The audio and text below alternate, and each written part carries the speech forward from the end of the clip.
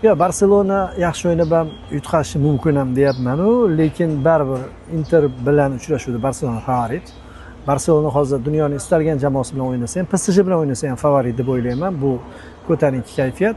Lekin o'sha raqibi noqulayligini hisobga olib turib gapiryapmanki, Inter bo'shliqlardan yaxshi foydalanadigan klub va hujum chizig'ida misol uchun bitta vaziyatdan bitta gol ura oladigan hujumchi o'ynayapti. Lautaro Martinez haddan tashqari sof hujumchilik masalasida, strikerlik masalasida dunyoda namuna ko'rsatyapti. Shu tomondan xavfliligi bor. Misol uchun Bavariya chiqqanida men Barselonani mutlaq favoritam deb sanardim va Barselona yana hattoki yirik hisobda g'alaba qozonishi mumkin deb o'ylardim. Qarshi hujumlardan foydalanib, liniyalarni ushlab, Bavariya hozir Barselonaning futbolini yomonroq ko'rinishini namoyish etyapti.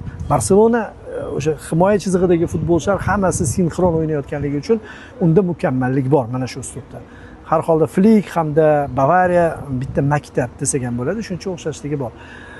Inter aynan Germaniya jamoasini mag'lub etdi va yana germaniyalik mutaxassisga qarshi o'ynaydi. Shu tomondan xatarli. O'sha so'nggi 4 ta uchrashuvda g'alaba qozona olmayotgan Inter jamoasini ko'pchilik hamkasblarim bilmadim nimaga favorit deb hisoblashmoqda.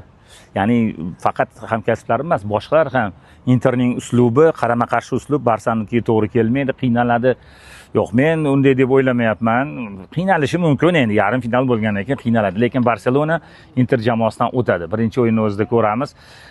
Bu gap bu yerda oxirgi 3 ta o'yinda mag'lubiyatga uchraganida emas, 4 ta o'yinida yuta olmayotganligida ham emas Interni yoki o'sha gol ura olmayapti 3 ta o'yindan beri. Unda ham emas. Gap shunchaki Barselonaning kuchida, Barselonaning qudratida.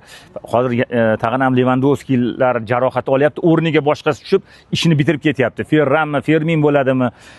Farqi yo'q, Olmo bo'ladimi? Mana shunday gap. Har qanaqasida nimadir bo'lsa ham xuddi zaxirada nimadir bordek, o'shalar uni o'rnini chiroyli tarzda bekityapti va Interdan ham o'tadi.